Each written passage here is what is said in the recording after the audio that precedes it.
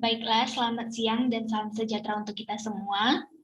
Di sini saya akan mempresentasikan mengenai analisis laporan keuangan perusahaan manufaktur, yaitu PT Mayora Indah. Sebelumnya, perkenalkan nama saya Salini Simanjuntak dengan NIM 413-210-27. Untuk pembahasan yang pertama yaitu mengenai gambaran umum perusahaan. PT Mayora Indah adalah perusahaan yang bergerak di bidang pengolahan makanan dan minuman. PT Mayora Indah sendiri didirikan pada tahun 1977 dengan pabrik pertama berlokasi di Tangerang dengan target market wilayah Jakarta dan sekitarnya. Setelah mampu memenuhi pasar Indonesia, perseroan melakukan penawaran umum perdana dan menjadi perusahaan publik pada tahun 1990 dengan target market yaitu konsumen ASEAN. Kemudian melebarkan pangsa pasarnya ke negara-negara di Asia. Namun saat ini produk perseroan telah tersebar di 5 benua di dunia. Sebagai salah satu fast-moving consumer goods company, PT Mayora Indah telah membuktikan dirinya sebagai salah satu produsen makanan berkualitas tinggi dan telah mendapatkan banyak penghargaan. Di antaranya yaitu yang pertama ada Top 5 Best Managed Companies in Indonesia dari Asia Money. Yang kedua ada Top 100 Exported Companies in Indonesia dari majalah SUA. Dan yang ketiga ada Top 100 Public Listed Companies dari majalah Investor Indonesia. Dan yang keempat ada Best Manufacturer of Halal Products dari Majelis Ulama Indonesia. Yang kelima ada Best Listed Company dari Berita Satu. Dan yang keenam ada Indonesia's Corporate Secretary Award, Top 5 Good Corporate Governance Issue in Consumer Goods Sector dari Warta Ekonomi. Visi misi dari perusahaan PT Mayora Indah sendiri yaitu yang pertama ada menjadi produsen makanan dan minuman yang berkualitas dan terpercaya di mata konsumen domestik maupun internasional dan menguasai pasar terbesar dalam kategori produk sejenis. Dan yang kedua, ada dapat memperoleh laba bersih operasi di atas rata-rata industri dan memberikan value added yang baik bagi seluruh stakeholder perseroan. Dan yang ketiga, ada dapat memberikan kontribusi positif terhadap lingkungan dan negara dimanapun perseroan ini berada. Selanjutnya itu mengenai kegiatan usaha serta jenis produk yang dihasilkan oleh PT Mayora Indah sendiri. Saat ini, PT Mayora Indah dan entitas anak perusahaan memproduksi dan secara umum mengklasifikasikan produk yang dihasilkannya ke dalam 2 kategori, yaitu makanan olahan dan minuman olahan, yang dimana meliputi 6 divisi yang masing-masing menghasilkan produk berbeda namun terintegrasi. Yang pertama yaitu ada divisi biskuit. Divisi biskuit, contoh merek dagangnya yaitu ada Roma Kelapa, Better, Slay Olay, Sari Gandum, Coffee Joy, Roma Mari Susu, dan lain-lain. Yang kedua ada divisi kembang gula, merek dagangnya yaitu ada Kopiko, ada Kopiko Cappuccino, ada Kiss, ada Tamarin, dan lain-lain. Yang ketiga ada divisi wafer, merek dagangnya contohnya yaitu Bang Bang, Bang Bang Max, Bang Bang Share It, Astor, Roma Wafer Coklat, dan lain-lain. Yang keempat ada divisi coklat. Contoh merek dagangnya yaitu ada Coki-Coki, ada Drink Bang Bang. Yang kelima yaitu ada divisi kopi. Contoh merek dagangnya yaitu ada Torabika Duo, Torabika Mocha, Torabika Cappuccino, Torabika Jahe Susu, Torabika Creamy Latte, Kopiko Brown Coffee, dan lain-lain. Dan yang terakhir ada divisi makanan kesehatan. Contoh merek dagangnya sendiri yaitu Energen Cereal, Energen Oatmeal, dan Prima Cereal.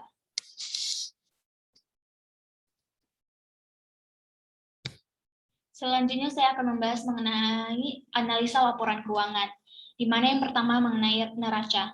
Neraca terdiri dari beberapa, yaitu ada aset lancar, nilai persediaan bahan baku, barang dalam proses dan barang jadi, aset tidak lancar, total hutang atau liabilitas, dan total ekuitas.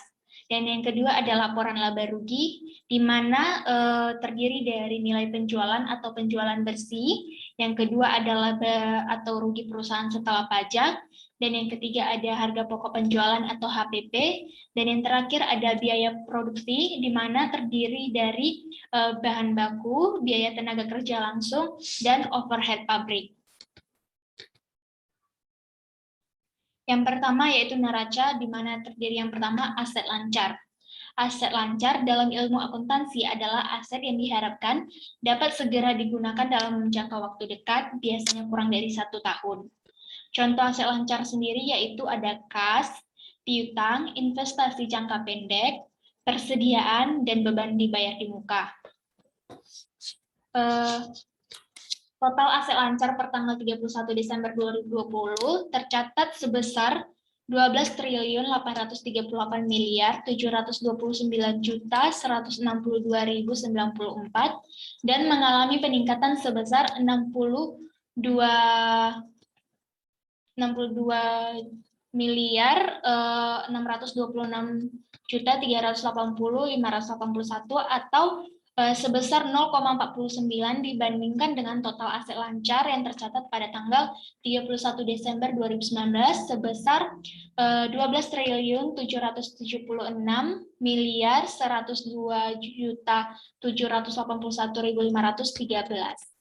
Nah, di mana peningkatan total aset lancar ini disebabkan oleh adanya peningkatan nilai piutang dan jumlah kas yang lebih besar di tahun 2020 dibandingkan dengan tahun 2019.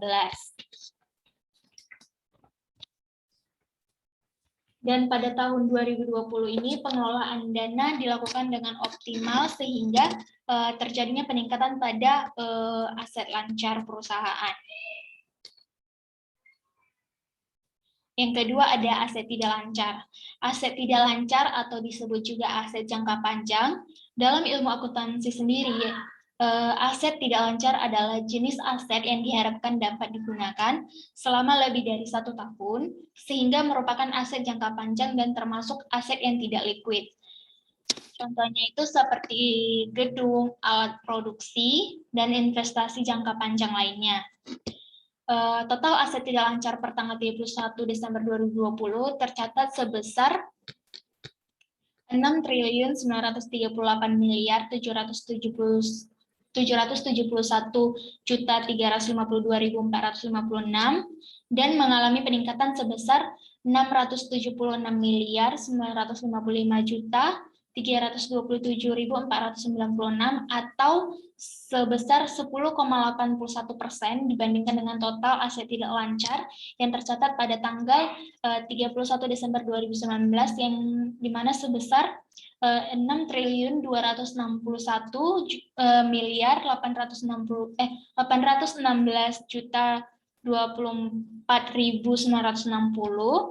di mana peningkatan total aset tidak lancar ini disebabkan oleh adanya peningkatan nilai aset pajak tangguhan, aset tetap, dan aset hak guna bangunan. Selanjutnya yaitu persediaan. Persediaan dinyatakan berdasarkan biaya atau nilai realisasi bersih, mana yang lebih rendah atau the lower of cost and net realizable value, di mana biaya persediaan ditentukan berdasarkan metode rata-rata tertimbang.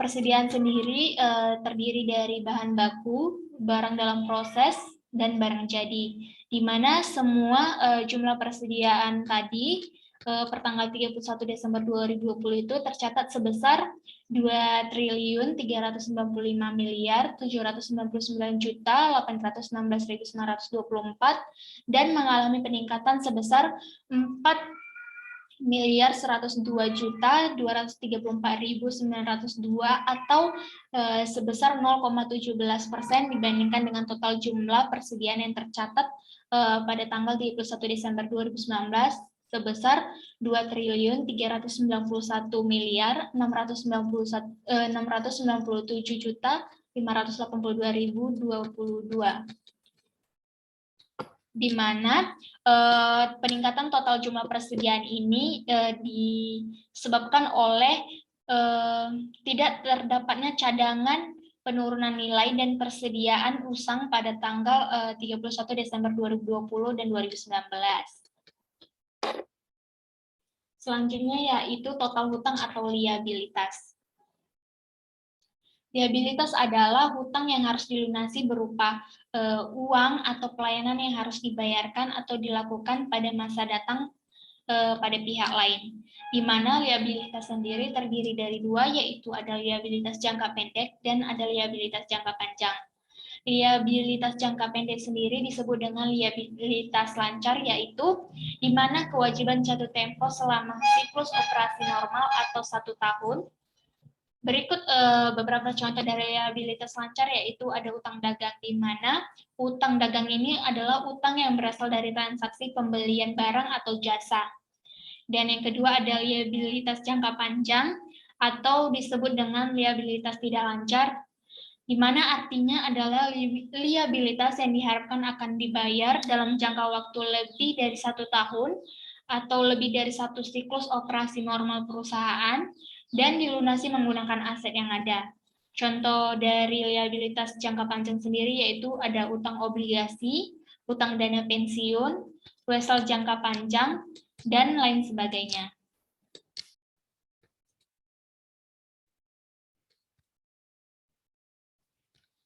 Total jumlah hutang atau liabilitas per tanggal 31 Desember 2020 tercatat sebesar 8.532.032.464.592 dan mengalami penurunan sebesar 619.946.146.563 atau sebesar 7,28% dibandingkan dengan total jumlah hutang atau liabilitas yang tercatat pada tanggal 31 Desember 2019 sebesar 9.128.978.611.155, di mana penurunan total hutang atau liabilitas tersebut disebabkan oleh menurunnya hutang bank jangka pendek, hutang pajak, dan pinjaman bank jangka panjang.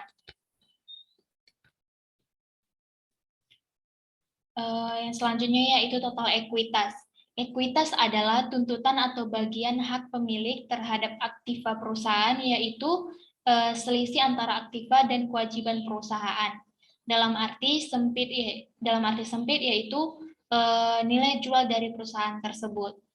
Total ekuitas per tanggal 31 Desember 2020 tercatat sebesar 11.271.468.049.958 dan mengalami peningkatan sebesar 1.3.1.329.854.640 atau sebesar 13,71% dibandingkan dengan total ekuitas yang tercatat pada tanggal 31 Desember 2019 sebesar 9.911.940.195.318. Selanjutnya yaitu pembahasan mengenai laporan laba atau rugi. Yang pertama ada nilai penjualan. Nilai penjualan dapat diartikan sebagai penambah nilai ekonomi yang ditimbulkan melalui aktivitas penawaran produk dari berbagai perusahaan industri yang menawarkan pembelian kepada konsumen.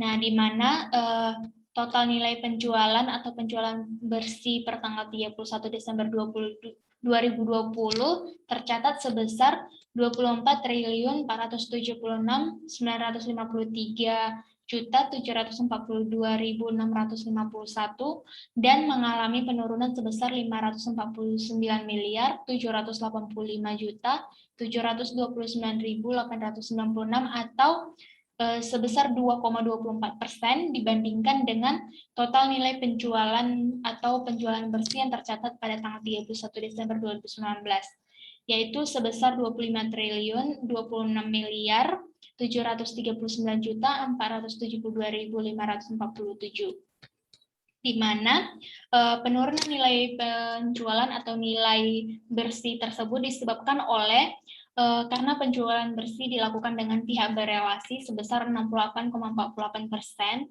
dan 63,82% dari penjualan bersih untuk tahun-tahun yang berakhir pada tanggal 31 Desember 2020 dan 2019. Nah, ini juga disebabkan oleh pandemi COVID-19 yang terjadi saat ini, sehingga di mana segala bidang, terutama perusahaan manufaktur itu mengalami penurunan nilai penjualan. Selanjutnya yaitu laba atau rugi perusahaan setelah pajak. Laporan laba rugi pada perusahaan dagang terdiri dari harga pokok penjualan atau perhitungan pembelian bersih dalam penentuan HPP, pendapatan serta biaya dan beban yang terjadi pada periode tersebut.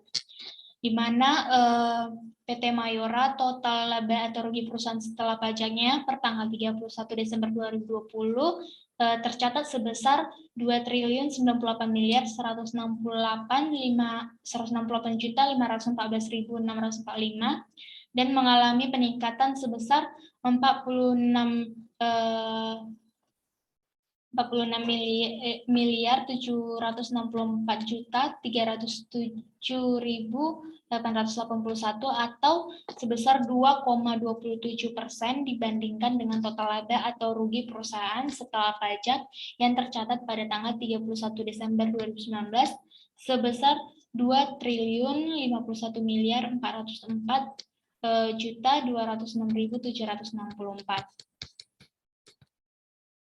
di mana peningkatan total laba atau rugi perusahaan setelah pajak tersebut itu disebabkan oleh adanya peningkatan nilai pajak tangguhan pada tahun 2020. Selanjutnya yaitu pembahasan mengenai harga pokok penjualan. Harga pokok penjualan atau HPP yang biasa disebut dengan cost of goods sold adalah seluruh biaya langsung yang dikeluarkan untuk memperoleh barang atau jasa yang dijual. Total harga pokok penjualan per tanggal 31 Desember 2020 tercatat sebesar 17.137.782.966 dan mengalami peningkatan sebesar 68.332.256.934 atau 0,39% dibandingkan dengan total harga pokok penjualan yang tercatat pada tanggal 31 Desember 2019 sebesar 17.498.526.032, di mana peningkatan total HPP tersebut itu disebabkan oleh tidak terdapat pembelian kepada satu pihak yang melebihi 10% dari jumlah penjualan bersih untuk tahun-tahun yang berakhir 31 Desember 2020 dan 2019.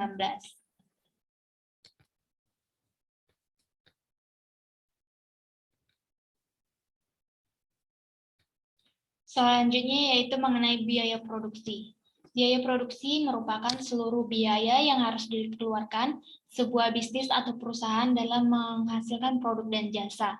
Biaya produksi ini terdiri dari bahan baku, biaya tenaga kerja langsung, dan overhead pabrik.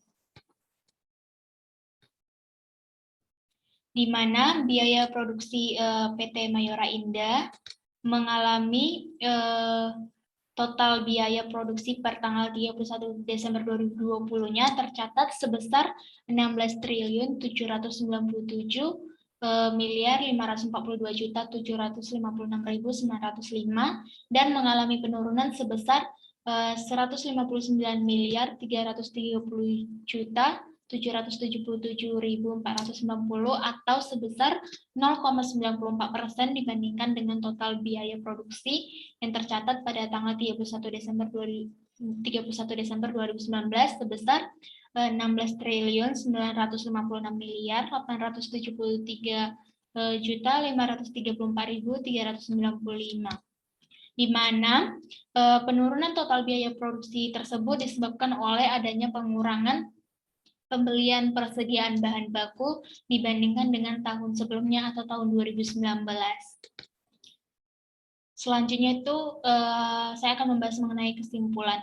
Kesimpulan dari analisis ini adalah perusahaan mengalami peningkatan secara optimal di mana total hutang atau liabilitasnya mengalami penurunan dibandingkan dengan tahun 2019. Nah, di sini menunjukkan bahwa kinerja atau kemampuan perusahaan dalam membayar hutang itu dapat diidentifikasikan bahwa perusahaan tidak mengalami masalah dalam kegiatan operasional perusahaan. Namun pada tahun 2020 ini nilai penjualan dan biaya produksi mengalami penurunan. Hal tersebut itu dikarenakan kondisi pandemi COVID-19 yang terjadi di Indonesia membuat segala bidang terutama di perusahaan manufaktur sendiri yang ada di Indonesia mengalami nilai penjualan perusahaan. Mungkin sekian presentasi dari saya. Selamat siang dan terima kasih.